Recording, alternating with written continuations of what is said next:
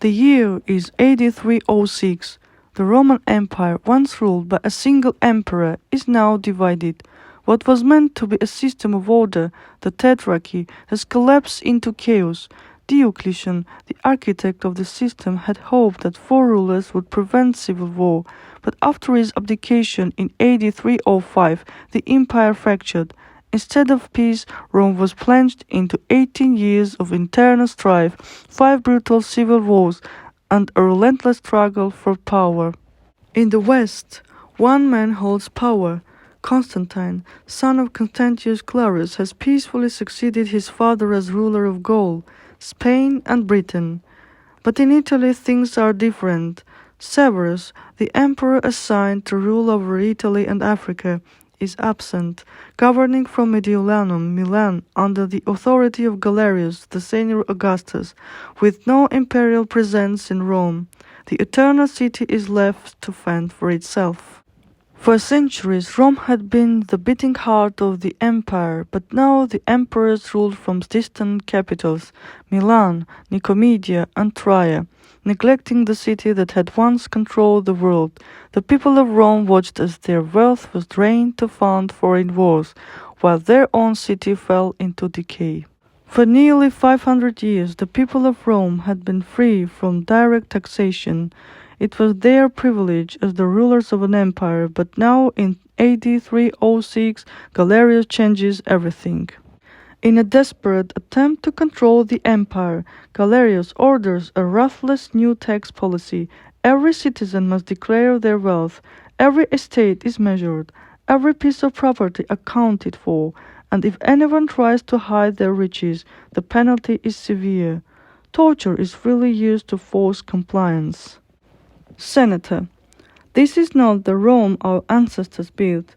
The emperors have abandoned us, ruling from distant cities, and now an Illyrian peasant dares to tax the eternal city.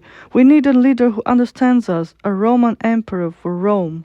In the shadows, a new contender emerges, Maxentius, son of the former emperor Maximian. He sees an opportunity.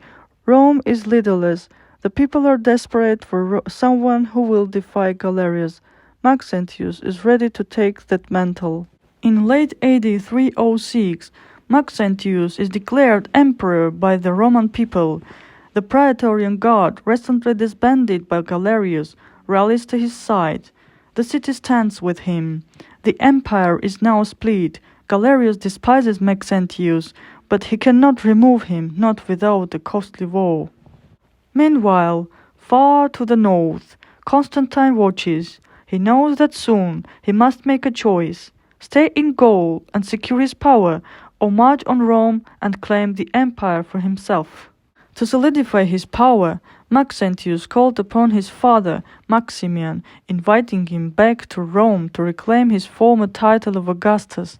Together they prepared for the inevitable retaliation from Galerius and his ally, Severus. In AD 307, Galerius cannot ignore this challenge. He orders his ally, the Emperor Severus, to march on Rome and crush Maxentius, but the plan backfires. The people refuse to yield, and then something unexpected happens. Severus' soldiers, once loyal to Galerius, remember their former emperor, Maximian. Many of them had served under him and still held him in high regard. One by one, his troops defect to Maxentius, unwilling to fight against the city they had sworn to protect. Severus, betrayed and abandoned, has no choice but to retreat. He flees to Ravenna, but there is no escape. Captured and imprisoned, he is executed soon after. With Severus dead and Galerius momentarily held at bay, Maxentius strengthens his rule, but across the Alps, Constantine is still waiting, watching, preparing. Rome has chosen Maxentius, but history will not be decided in the streets of the eternal city. It will be decided on the battlefield. The year is AD 312. Maxentius rules Rome, but Constantine is coming. What happens next will shape the empire forever. 2 men, 1 empire, a battle for Rome itself. Don't miss the next episode as we uncover the legendary rivalry between Constantine and Maxentius. The road to the Milvian Bridge has begun.